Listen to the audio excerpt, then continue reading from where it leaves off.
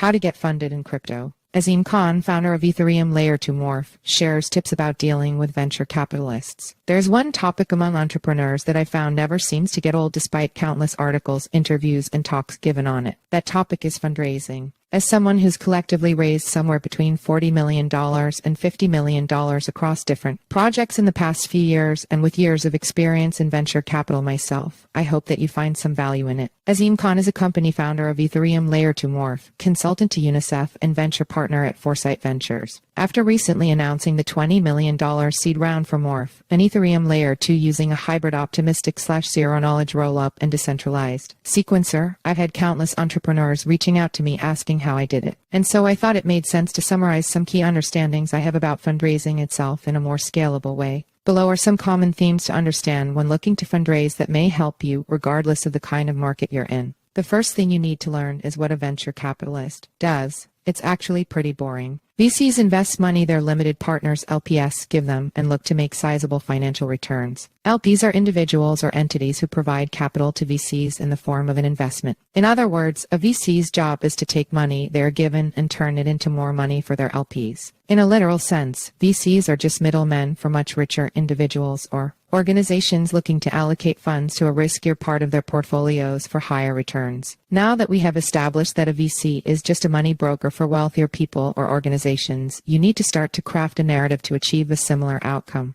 A shared story takes you from facing the VC on opposite sides of the table to metaphorically sitting with them collaboratively, trying to create a shared outcome together. What is it about the thing you're building that holds so much promise? Sure, a VC will want to hear about why what you're proposing is a technically sound idea, but for the most part VCs aren't technical people. Many come from more traditional finance, banking, or consulting-related jobs. In other words, VCs are people looking to hear a compelling narrative about why it is that your company will be able to succeed in the sea of other companies saying they can do the same. Your ideas for go-to-market GTM really need to be fleshed out because that is what they're going to grill you on. It's really all about storytelling. Steve Jobs once famously said the most powerful person in the world is the storyteller. He was right, so tell that story. If you're not able to articulate this, then you need to go back to the drawing board because you're likely not ready to raise funds. If you are in a position to articulate this, then it's time to put together a simple pitch deck. In reality, most VCs spend a few minutes at most reading this document, oftentimes never reading it because they expect you to go through it when you pitch to them. Because this is the case, you need to be able to keep it concise. The deck in total should be no more than 10-15 slides. In those few pages, you need to introduce your idea, why you're building it, how big the market is, who would want to pay for it, and why is it that you're the team to do it. Again, if you can't succinctly do this, then you're not ready to raise money.